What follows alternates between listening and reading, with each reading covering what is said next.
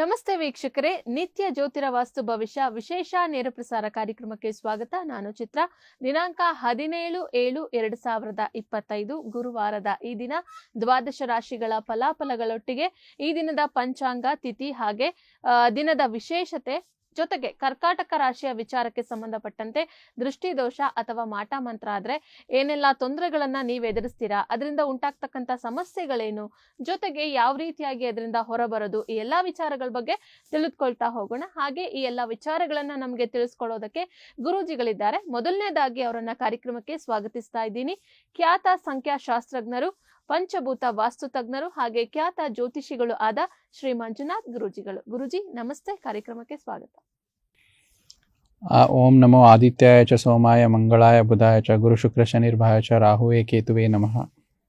ಗುರೂಜಿ, ಇವತ್ತಿನ ದಿನದ ಪಂಚಾಂಗ ಹಾಗೆ ತಿಥಿಯನ್ನ ನೋಡ್ಬಿಡೋಣ.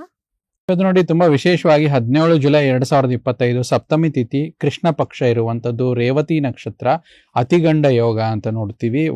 ಗುರುವಾರ ಬೆಂಗಳೂರಿನ ಕಾಲಮಾನ ನಮ್ಮ ರಾಜ್ಯಕ್ಕೆ ಸಂಬಂಧಪಟ್ಟ ಹಾಗೆ ಸೂರ್ಯೋದಯ 6:02, ಸೂರ್ಯಾಸ್ತ 6:48. ಮುಹೂರ್ತ ಭಾಗದಲ್ಲಿ ಇವತ್ತು ನೋಡೋದಾದ್ರೆ ರಾಹುಕಾಲ 2:02 3:37, ಯಮಗಂಡ ಕಾಲ 6:03 7:39.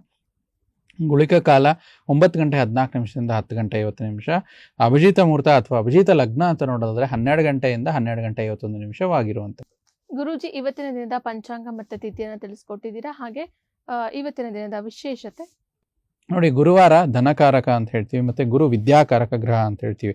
ಯಾರ ಜಾತಕದಲ್ಲಿ ಗುರು ಪ್ರಬಲವಾಗಿರುತ್ತೋ ಅವರಿಗೆ ಹಣದ ಹರಿವು ಯಥೇಚ್ಛವಾಗಿರುತ್ತೆ. ಅವರು ಒಂದು ಹೊಸ ಬಿಸ್ನೆಸ್ ಮಾಡ್ತಾ ಇರಲಿ, ಅವರು ಒಂದು ಉದ್ಯೋಗದಲ್ಲಿದ್ದರೆ ಹೊಸ ಕೆಲಸ ಪ್ರಾರಂಭ ಮಾಡೋದಕ್ಕೆ ಗುರುವಾರ ತುಂಬ ಒಳ್ಳೆಯ ದಿನ ಅಂತ ಹೇಳ್ತೀವಿ. ಮತ್ತು ಹಣದ ಲೇವಾದೇವಿ ಯಾರು ಮಾಡ್ತಾ ಇರ್ತಾರೋ ಅವ್ರಿಗೂ ಗುರು ತುಂಬ ಪ್ರಬಲವಾಗಿರುವ ಧನಕಾರಕ ಗ್ರಹ ತುಂಬ ಒಳ್ಳೆಯದು.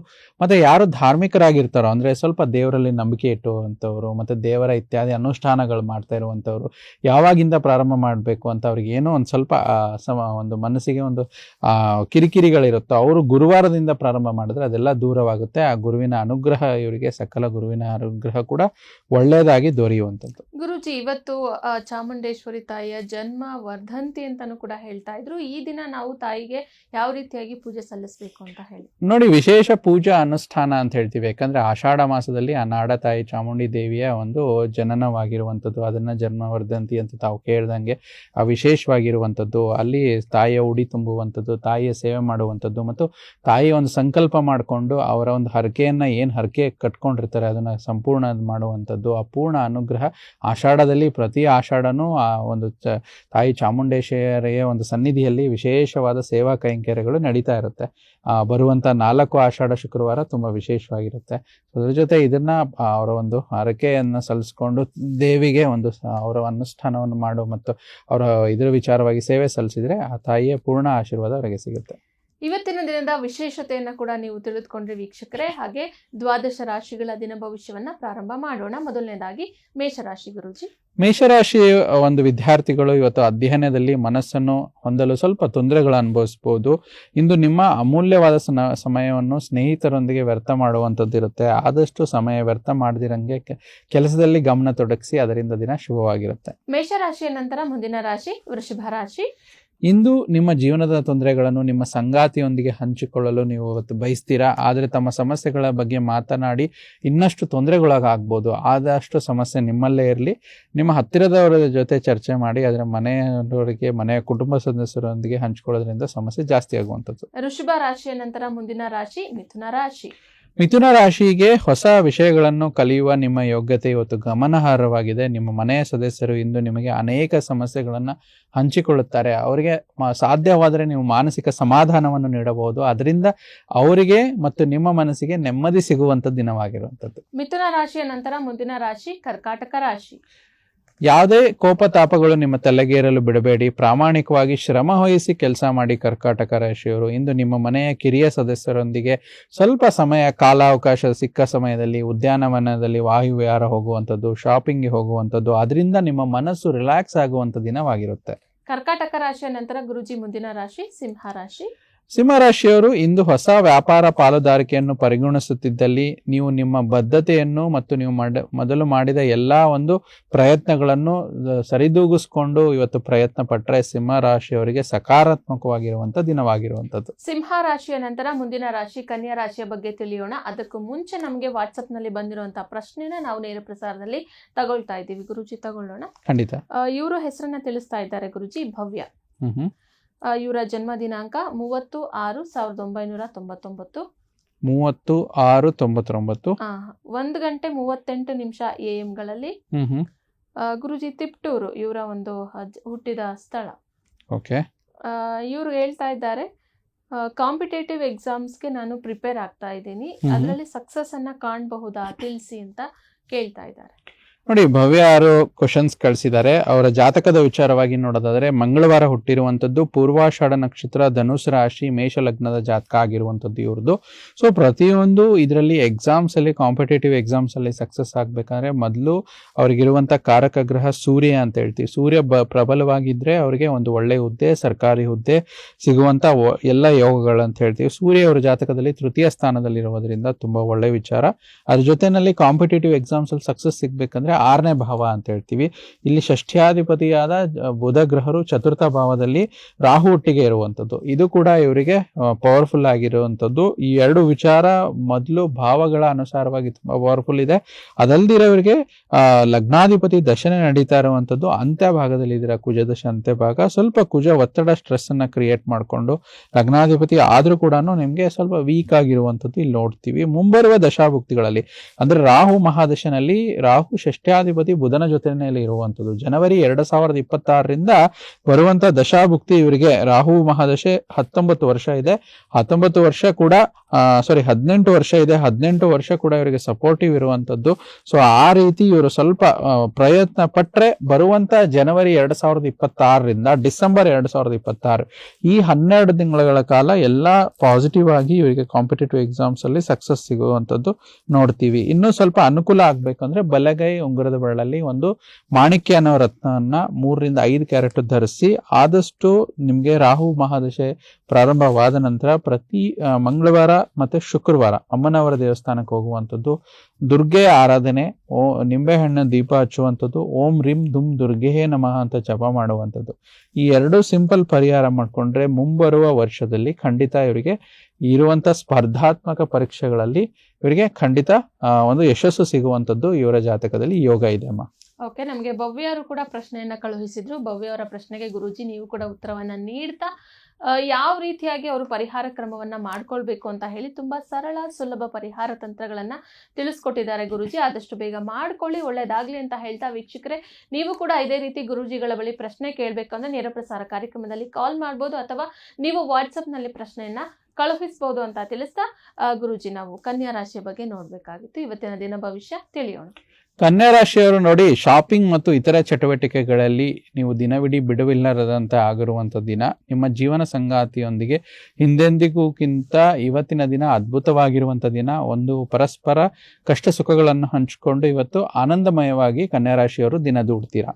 ಕನ್ಯಾ ರಾಶಿಯ ನಂತರ ಮುಂದಿನ ರಾಶಿ ತುಲಾ ರಾಶಿ. ತುಲಾ ರಾಶಿಯವರು ನಿಮ್ಮ ವೈವಾಹಿಕ ಜೀವನದ ಮತ್ತು ದೈನಂದಿನ ಅಗತ್ಯತೆಗಳ ನೆರವೇರಿಸುವ ಕೊರತೆಯಿಂದಾಗಿ ಇಂದು ನಿಮಗೆ ಸ್ವಲ್ಪ ಒತ್ತಡ ಆಗುವಂಥದ್ದು.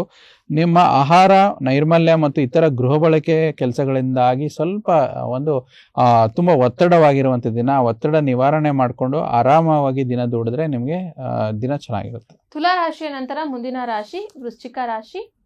ನೀವು ಕೆಲಸದಲ್ಲಿ ಇಂದು ವಿಶೇಷವಾಗಿ ಗಮನ ಹರಿಸುವಂತ ಒಂದು ದಿನ.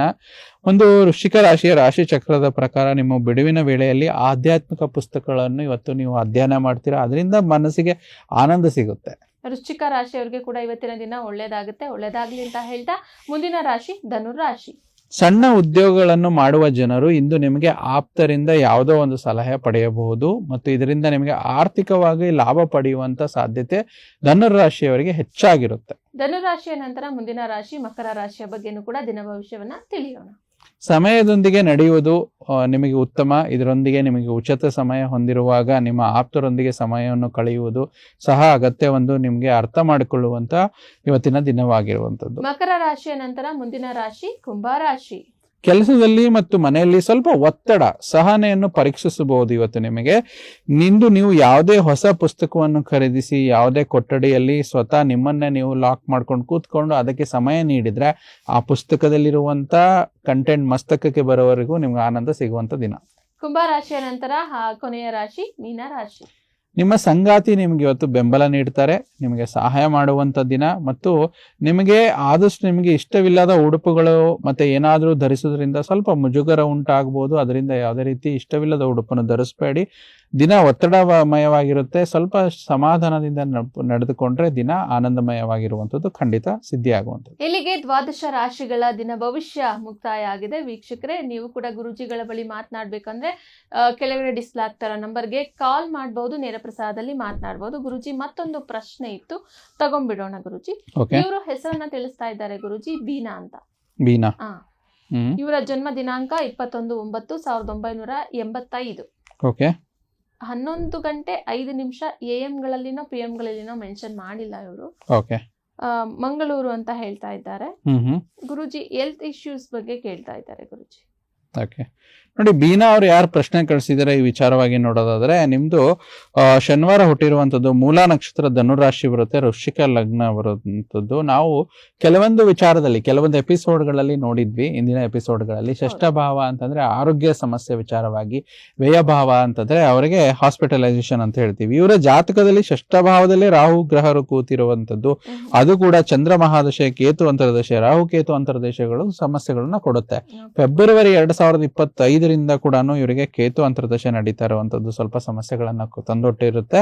ಅದ್ರ ಜೊತೆನಲ್ಲಿ ಷಷ್ಠಾಧಿಪತಿಯಾದ ಮಂಗಳ ಗ್ರಹರು ಲಗ್ನಾಧಿಪತಿಯಾಗಿ ಷಷ್ಠಾಧಿಪತಿಯಾಗಿ ಇಲ್ಲಿ ವ್ಯಯ ಸ್ಥಾನದಲ್ಲಿರೋದ್ರಿಂದ ಇವರಿಗೆ ಸಮಸ್ಯೆಗಳು ಹೆಚ್ಚಾಗಿ ಕೊಟ್ಟಿರ್ಬೋದು. ವಿಶೇಷವಾಗಿ ಷಷ್ಠ ಭಾವದಲ್ಲಿ ರಾಹು ಬಂದಾಗ ಏನಾಗುತ್ತೆ, ತಮಗೆ ಈ ಒಂದು ಗ್ಯಾಸ್ಟ್ರಿಕ್ ಸಮಸ್ಯೆಗಳು, ವಾತ ರಿಲೇಟೆಡ್ ಡಿಸೀಸಸ್ ಅಂತ ಹೇಳ್ತೀವಿ, ವಿಶೇಷವಾಗಿ ಕಾಲ್ನೋವಾಗಿರ್ಬೋದು, ತಲೆನೋವಾಗಿರ್ಬೋದು, ದೇಹದಲ್ಲಿ ವಾಯು ಪ್ರಕೋಪ, ಅದರಲ್ಲಿ ವಾಯು ತತ್ವ ಏರುಪೇರಾದಾಗ ಇವರಿಗೆ ಸಮಸ್ಯೆಗಳನ್ನದು ಕೊಟ್ಟಿರುತ್ತೆ. ಸೊ ಆದ್ರೂ ಕೂಡ ಚಿಂತೆ ಇಲ್ಲ, ಇನ್ನೇನು ರಾಹು ಅಂತರ್ದಶೆ, ಕೇತು ಅಂತರ್ದಶೆ ಮುಗಿದು ಬಿಡುತ್ತೆ ಸೆಪ್ಟೆಂಬರ್ ಇಂದ. ಅಲ್ಲಿಂದ ಶುಕ್ರ ಅಂತರ್ದಶೆ ಪ್ರಾರಂಭವಾಗುವಂಥದ್ದು, ಅಲ್ಲಿಂದ ಚೆನ್ನಾಗಿದೆ. ಆದ್ರೂ ಕೂಡ ಚಂದ್ರ ಮತ್ತೆ ರಾಹು ಎಕ್ಸೆಸ್ ಇರೋದ್ರಿಂದ ರಾಹುಗೆ ಸಂಬಂಧಪಟ್ಟಂಥದ್ದು ಎಡಗೈ ಮಧ್ಯದ ಬೆರಳಲ್ಲಿ ಒಂದು ಗೋಮೇಧಕ ಹರಳನ್ನು 4 ರಿಂದ 5 ಕ್ಯಾರೆಟ್ ಧರಿಸುವಂಥದ್ದು, ಪ್ರತಿ ಮಂಗಳವಾರ ಶುಕ್ರವಾರ ಅಮ್ಮನವರ ದೇವಸ್ಥಾನಕ್ಕೆ ಹೋಗುವಂಥದ್ದು, ಓಂ ರೀಂ ದುಂ ದುರ್ಗೆ ನಮಃ ಅಂತ ಮಂತ್ರ ಜಪ ಮಾಡೋದ್ರಿಂದ ಇವ್ರಿಗೆ ಇರುವಂತ ಸಮಸ್ಯೆಗಳು ಸೆಪ್ಟೆಂಬರ್ ನಂತರ ಕ್ಲಿಯರ್ ಆಗ್ಬಿಡುತ್ತೆ. ಸೆಪ್ಟೆಂಬರ್ ಅಲ್ಲಿ ಇನ್ನೇನು ಬಾಳ ಇಲ್ವಲ್ಲ, ಈಗ ಜುಲೈ ನಡೀತಾ ಇದೆ, ಆಗಸ್ಟ್ ಸೆಪ್ಟೆಂಬರ್ 2 ತಿಂಗಳಲ್ಲಿ ಇದು ಕ್ಲಿಯರ್ ಆಗುತ್ತೆ. ಪರಿಹಾರ ಮಾಡ್ಕೊಂಡ್ರೆ ಈಗ ಹಿಂದೆ ಏನು ಅನುಭವಿಸಿದ್ರು ಅದನ್ನು ದಾಟಿ ಇವರು ಮುಂದೆ ಬರುವಂತ ಎಲ್ಲಾ ಲಕ್ಷಣಗಳು ಇದೆ.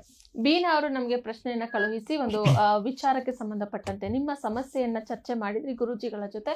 ಅವರು ಕೂಡ ಪರಿಹಾರ ಕ್ರಮವನ್ನ ತಿಳಿಸ್ಕೊಟ್ಟಿದ್ದಾರೆ. ಆದಷ್ಟು ಬೇಗ ಅದನ್ನ ಮಾಡ್ಕೊಳ್ಳಿ ಅಂತ ತಿಳಿಸ್ತಾ, ಕರ್ಕಾಟಕ ರಾಶಿಯ ವಿಚಾರಕ್ಕೆ ಸಂಬಂಧಪಟ್ಟಂತೆ ದೃಷ್ಟಿ ದೋಷ ಅಥವಾ ಮಾಟ ಮಂತ್ರ ಆದ್ರೆ ಏನೆಲ್ಲ ತೊಂದರೆಗಳು ಎದುರಾಗುತ್ತೆ, ಸಮಸ್ಯೆಗಳು ಏನು, ಗುರುಜಿಗಳ ಬಳಿ ತಿಳ್ಕೊಳ್ತಾ ಹೋಗೋಣ. ಗುರುಜಿ, ಕರ್ಕಾಟಕ ರಾಶಿಯ ವಿಚಾರಕ್ಕೆ ಸಂಬಂಧಪಟ್ಟಂತೆ ಕೆಲವರು ಅದನ್ನ ನಂಬ್ತಾರೆ ಮತ್ತು ಕೆಲವರು ಅದನ್ನ ನಂಬಲ್ಲ. ಇನ್ನು ಕೆಲವ್ರಿಗೆ ಇದನ್ನ ಯಾರ ಬಳಿ ಚರ್ಚೆ ಮಾಡ್ಬೇಕು, ಯಾರ ಬಳಿ ಮಾತನಾಡಬಾರ್ದು, ಇದು ಯಾವುದು ಕೂಡ ಅರಿವಿಗೆ ಬರೋಲ್ಲ. ಸೊ ಹೀಗೆ ನೋಡ್ತಾ ಹೋಗೋದಾದ್ರೆ ಕರ್ಕಾಟಕ ರಾಶಿಯವರಿಗೆ ದೃಷ್ಟಿ ದೋಷ ಅಥವಾ ಮಾಟ ಮಂತ್ರ ಅನ್ನೋದು ಹೇಗೆಲ್ಲ ಇರುತ್ತೆ ಅಂತ ಹೇಳಿ ಗುರುಜಿ. ನೋಡಿ, ತುಂಬಾ ವಿಶೇಷವಾದ ವಿಚಾರ. ಬಹಳಷ್ಟು ಜನ ತಾವು ಪ್ರಶ್ನೆ ಕೇಳಿದ ಹಾಗೆ ನಂಬೋದಿಲ್ಲ, ಇದನ್ನ ಅನುಭವಿಸೋರು ಬೇಗ ನಂಬ್ತಾರೆ.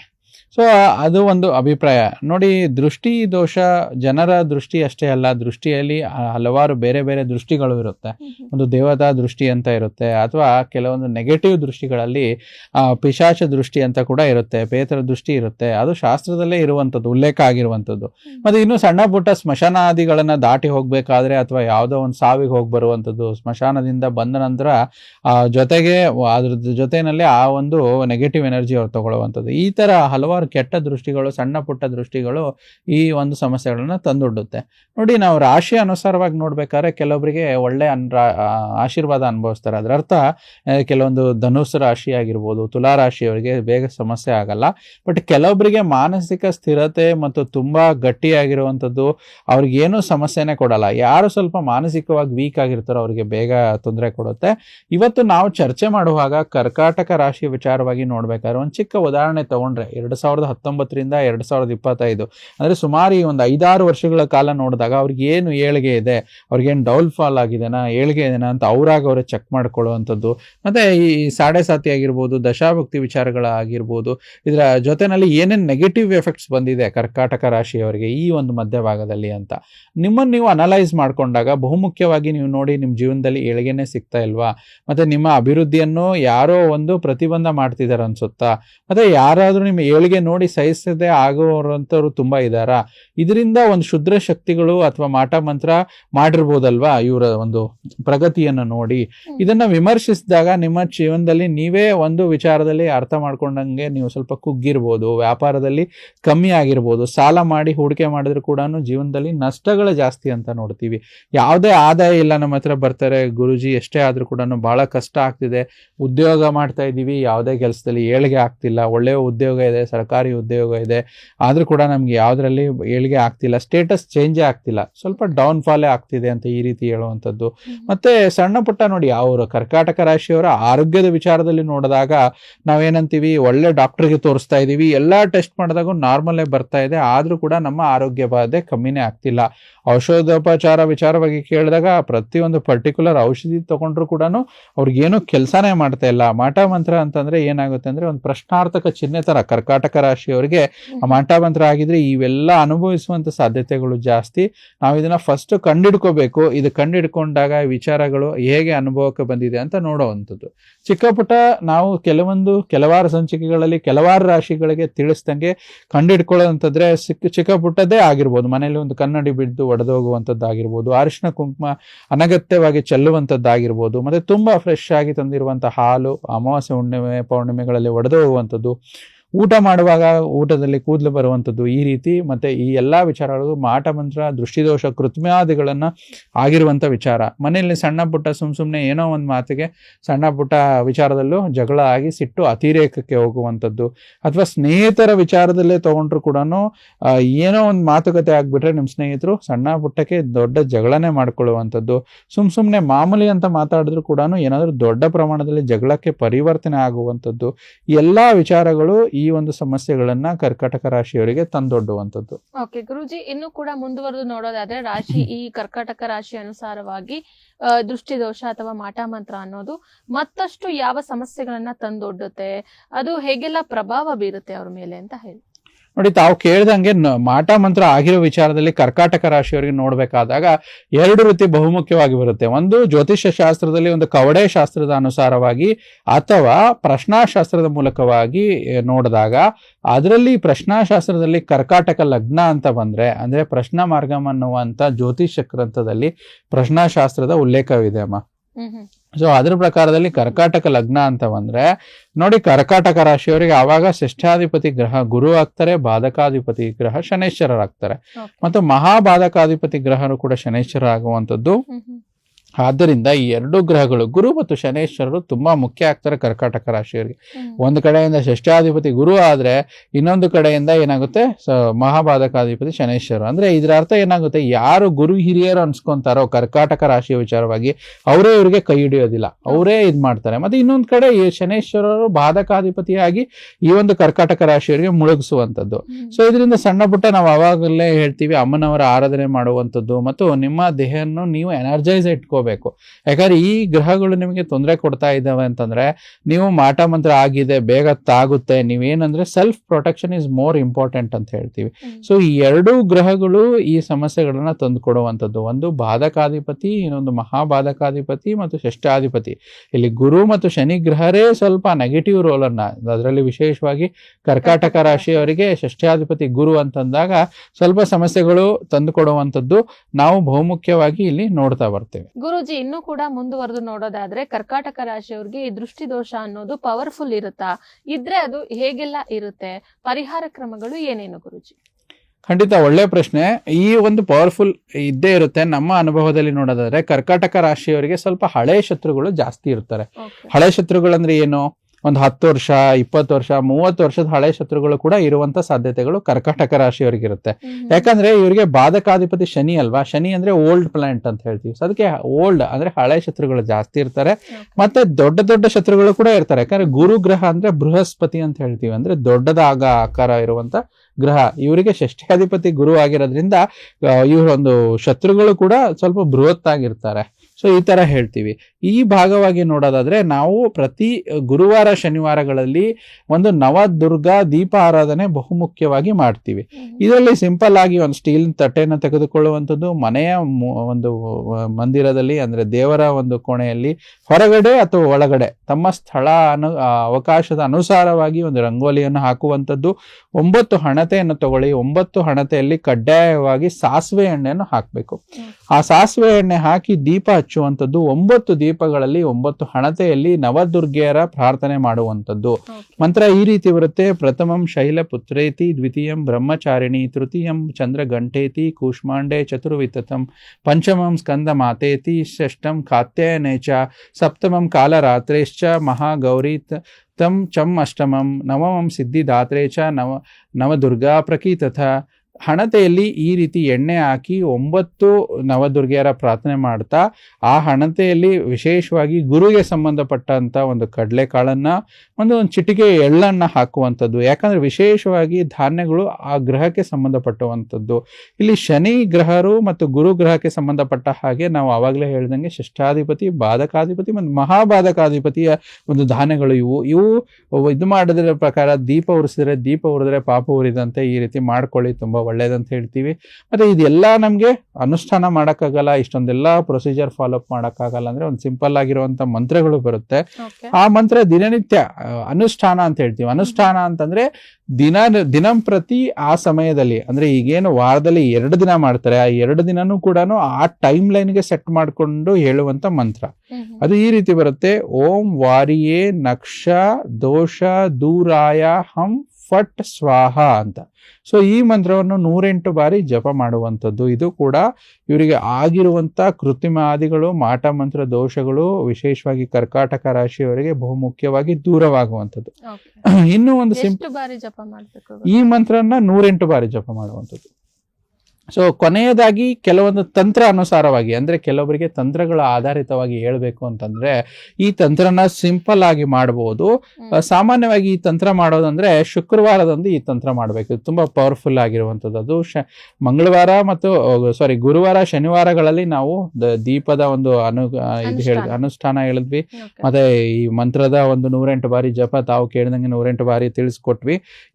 ಈ ಕೊಟ್ಟಿರುವಂತ ತಂತ್ರವನ್ನು ಶುಕ್ರವಾರದಂದು ಒಂದು ಕಾಗದದ ಮೇಲೆ ಕಪ್ಪು ಶಾಯಿ, ಬ್ಲಾಕ್ ಇಂಕ್ ಅಂತ ಬರುತ್ತೆ, ಆ ಒಂದು ವಿಚಾರದಲ್ಲಿ ಈ ಒಂದು ಇದನ್ನ ಬರೆಯುವಂಥದ್ದು. ಈಗೇನು ಸ್ಕ್ರೀನ್ ಅಲ್ಲಿ ಕಾಣಿಸ್ತಾ ಇದೆನೋ ಇದನ್ನ ಬರೆದು ವೀಕ್ಷಕರು ಸಿಂಪಲ್ ಆಗಿ ಒಂದು ಪೇಜ್ ಅಲ್ಲಿ ಕಪ್ಪು ಶಾಯಿಯಲ್ಲಿ ಬರೆಯುವಂಥದ್ದು. ಇದನ್ನ ಅವರ ಒಂದು ಪರ್ಸನಲ್ ಯೂಸೇಜ್ ಅಲ್ಲಿ ಒಂದು ಬ್ಯಾಗೋ ಅಥವಾ ಒಂದು ಪರ್ಸು ಇದರಲ್ಲಿ ಇಟ್ಕೊಳ್ಬೇಕಂದ್ರೆ ಅವ್ರು ಎಲ್ಲೇ ಜೊತೆಗೆ ಹೋದ್ರು ಕೂಡ ಅದು ಒಂದು ಪ್ರೊಟೆಕ್ಟಿವ್ ಲೇಯರ್ ತರ ಕೆಲಸ ಮಾಡುತ್ತೆ. ಈಗ ನಾವು ಹೇಗೆ ಕರ್ಕಾಟಕ ರಾಶಿಯವ್ರಿಗೆ ಹೇಗೆ ನಾವು ನೋಡಿ ಕೆಲವೊಂದು ಉಂಗುರ ಇತ್ಯಾದಿಗಳನ್ನ ಹಾಕಿರ್ತೀವಿ, ಕೆಲವೊಂದು ಮಾಲೆಗಳನ್ನ ಹಾಕಿರ್ತೀವಿ, ಅಂದ್ರೆ ಸಾಮಾನ್ಯವಾಗಿ ಜನ ಒಬ್ರು ಒಂದ್ ಏನೋ ದಾರ ಕಟ್ಕೊಂಡಿರ್ತಾರೆ, ಯಾವಾಗ್ಲೂ ಜೊತೆನಲ್ಲಿ ಇರುತ್ತಲ್ಲ, ಆ ರೀತಿ ಈ ವಿಚಾರದಲ್ಲಿ ಇವರು ಇರುವಂತ ತಂತ್ರ ಬರೆದಿರುವಂತ ಒಂದು ಕಾಗದ ಮೇಲೆ ಕಪ್ಪು ಶಾಯಿ ಬ್ಲಾಕ್ ಇಂಕ್ ಪೆನ್ ಇಂದ ಬರೆಯುವಂತದ್ದು. ಅದನ್ನ ಬ್ಯಾಗ್ ಪರ್ಸಲ್ಲಿ ಇಟ್ಕೊಂಡ್ರೆ ಇವರಿಗೆ ಕಂಪ್ಲೀಟ್ ಆಗಿ ಕರ್ಕಾಟಕ ರಾಶಿ ಅವರಿಗೆ ಪ್ರೊಟೆಕ್ಷನ್ ಸಿಗುವಂತದ್ದು. ಗುರುಜಿ ಎಷ್ಟು ದಿನಗಳ ಕಾಲ ಇಟ್ಕೊಂಡಿರ್ಬೇಕು? ಮಿನಿಮಮ್ ನೋಡಿ ಬರ್ದಿರುವಂತದ್ದು 1 ತಿಂಗಳ ಕಾಲ ಇಟ್ಟಿರುವಂತದ್ದು. ಕೆಲವೊಬ್ರು ಅದನ್ನ ನಾರ್ಮಲ್ ಆಗಿ ಇಟ್ಕೊಂಡಿರ್ತಿರೋ, ಬರ್ದಿರೋದನ್ನ ಲ್ಯಾಮಿನೇಟ್ ಮಾಡಿ ಇಟ್ಕೊಂಡಿರ್ತಿರೋ, ಅವರವರ ಅನುಕೂಲ ಅನುಸಾರವಾಗಿ. ಬಟ್ ಮಿನಿಮಮ್ 1 ತಿಂಗಳ ಕಾಲ ಮಾಡಿದ್ರೆ ಇರುವಂತ ಎಲ್ಲಾ ಸಮಸ್ಯೆಗಳು ಅವರಿಗೆ ದೂರ. ನಾವು ಸಿಂಪಲ್ ಆಗಿ ಕೊಟ್ಟಿದ್ವಲ್ಲ, ಒಂದು ಹಣತೆ ಒಂದು ಇರುವಂತದ್ದು ಅಥವಾ ಒಂದ್ ಲೈನ್ ಮಂತ್ರವನ್ನು ಅನುಷ್ಠಾನ ಮಾಡುವಂತದ್ದು ಅಥವಾ ಈ ಕಪ್ಪು ಶಾಯಿಯಲ್ಲಿ ಬರೆದು ಇಟ್ಕೊಳ್ಳುವಂಥದ್ದು, ಇದರಲ್ಲಿ ಯಾವುದೇ ಮಾಡಿದ್ರು ಕೂಡ ಅವರಿಗೆ ಸಮಸ್ಯೆ ದೂರ ಆಗುವಂಥದ್ದು ಖಂಡಿತ. ಅದನ್ನ ಅವ್ರು ಪ್ರಾಕ್ಟಿಕಲ್ ಆಗಿ ಮಾಡಿ ನೋಡ್ಬೋದು. ಅಂದ್ರೆ ನಾವು ಹೇಳುವಂತ ಪ್ರತಿಯೊಂದು ಪರಿಹಾರಗಳಲ್ಲಿ ಏನಿದೆ ಇದನ್ನ ನಾವು ಒಂದು ಪ್ರಾಕ್ಟಿಕಲ್ನ ಅಪ್ಲೈ ಮಾಡಿ ಜನಗಳಿಗೆ ಕೊಟ್ಟು ಅವರಿಂದ ಫೀಡ್ಬ್ಯಾಕ್ ಪಡ್ಕೊಂಡು ನಾವು ಇವತ್ತು ನಮ್ಮ ವಾಹಿನಿಯಲ್ಲಿ ನಮ್ಮ ವೀಕ್ಷಕರಿಗೆ ತಿಳಿಸ್ತಾ ಇದ್ದೇವೆ. ಗುರುಜಿ, ಮಂತ್ರ ಬರೆಯುವಂತಹದ್ದು ಕೂಡ ಅನುಷ್ಠಾನ ಹೇಳಿದ್ರಿ, ಅದನ್ನು ಕೂಡ ಬರೆದಿಟ್ಕೋಬಹುದು ಅಂತ. ಆದ್ರೆ ಅದನ್ನ ಯಾವ ದಿನದಲ್ಲಿ ಯಾವ ಸಮಯದಲ್ಲಿ ಬರಿಬೇಕು ಅಂತ ಏನಾದ್ರೂ ಇದೆಯಾ, ಹೇಗೆ? ನೋಡಿ, ಪ್ರತಿಯೊಂದು ಒಂದು ಸ್ನಾನ ಇತ್ಯಾದಿ ನಿತ್ಯ ಕರ್ಮಗಳಾಗಿ ಶುದ್ಧ ಹಸ್ತದಿಂದ ಅವರು ಒಂದು ಒಳ್ಳೆ ಅನುಷ್ಠಾನದಲ್ಲಿ ಇಟ್ಕೊಂಡು ಉತ್ತರಾಭಿಮುಖವಾಗಿ ಮಾಡ್ಕೋಬಹುದು. ಇಲ್ಲಿ ಬರೆಯುವಂಥದ್ದು ವಿಶೇಷವಾಗಿ ಶುಕ್ರನಿಗೆ ತುಂಬಾ ಬಲವಾಗಿರುವಂಥದ್ದು. ಶುಕ್ರವಾರ ಬೆಳಗಿನ ಜಾವದಲ್ಲಿ ಬರುವಂಥದ್ದು ಸ್ನಾನ ಇತ್ಯಾದಿ ನಿತ್ಯ ಕರ್ಮಗಳಾದ ನಂತರ ಅಥವಾ ಗೋಧೂಳಿ ಸಮಯದಲ್ಲಿ ಬರೆದು ಈ ಮಂತ್ರಗಳನ್ನ ಇಟ್ಕೊಂಡಾಗ ಏನಾಗುತ್ತೆ, ಅವರಿಗೆ ಮಂತ್ರ ಆಗಿರ್ಬೋದು, ಯಂತ್ರ ಆಗಿರ್ಬೋದು, ಅದನ್ನ ಅವರಿಗೆ ಫಲಿಸುವಂಥದ್ದು ನೋಡ್ತೇವೆ. ಓಕೆ ಗುರುಜಿ, ಇಷ್ಟೊತ್ತು ಕೂಡ ನಮ್ಮ ಜೊತೆ ಇದ್ದು ಕರ್ಕಾಟಕ ರಾಶಿಯ ವಿಚಾರಕ್ಕೆ ಸಂಬಂಧಪಟ್ಟಂತೆ ದೃಷ್ಟಿ ದೋಷ ಅಥವಾ ಮಾಟ ಮಂತ್ರ ಆದ್ರೆ ಏನೆಲ್ಲ ಪರಿಹಾರ ಕ್ರಮಗಳನ್ನ ಮಾಡ್ಕೊಳ್ಬೇಕು ಅಂತ ಹೇಳಿ ಸರಳ ಸುಲಭ 3 ತಂತ್ರಗಳನ್ನ ಕೂಡ ನಮ್ಮ ವೀಕ್ಷಕರಿಗೆ ತಿಳಿಸ್ಕೊಟ್ಟಿದ್ದೀರಾ. ಹಾಗೆ ನಮ್ಮ ವೀಕ್ಷಕರ ಪ್ರಶ್ನೆಗಳಿಗೆ ಉತ್ತರವನ್ನ ನೀಡೋದ್ರ ಜೊತೆಗೆ ಈ ದಿನದ 12 ರಾಶಿಗಳ ಫಲಾಫಲಗಳನ್ನ ಕೂಡ ತಿಳಿಸ್ಕೊಟ್ಟಿದ್ದೀರಾ ಗುರುಜಿ. ಧನ್ಯವಾದಗಳು. ಸರ್ವೇ ಜನೋ ಸುಖಿನೋ ಭವಂತು, ಸಮಸ್ತ ಸನ್ಮಂಗಳಾನಿ ಭವಂತು. ಕರ್ಕಾಟಕ ರಾಶಿಯವರು ಯಾರೆಲ್ಲ ಇವತ್ತಿನ ನಮ್ಮ ಈ ಸಂಚಿಕೆಯನ್ನ ವೀಕ್ಷಿಸಿದ್ದೀರಾ, ಈ ಸಂಚಿಕೆಯಲ್ಲಿ ಗುರೂಜಿಗಳು ಹೇಳಿದಂತ ಅನುಭವಗಳು ನಿಮಗೆ ಬಂದಿದ್ದಲ್ಲಿ ನೀವು ಅದನ್ನ ಖಚಿತಪಡಿಸ್ಕೊಂಡು ಈ ಸರಳ ಸುಲಭ ಪರಿಹಾರ ತಂತ್ರಗಳನ್ನ ಮಾಡ್ಕೊಳ್ಳಿ ಅಂತ ತಿಳಿಸ್ತಾ ಈ ಕಾರ್ಯಕ್ರಮವನ್ನ ಮುಗಿಸ್ತಾ ಇದ್ದೀನಿ. ಮತ್ತೊಂದು ಸಂಚಿಕೆಯಲ್ಲಿ ಭೇಟಿಯಾಗೋಣ. ನೋಡ್ತಾ ಇರಿ ಪ್ರಗತಿ ಟಿವಿ, ಇದು ನಿಮ್ಮಿಂದ ನಿಮಗಾಗಿ.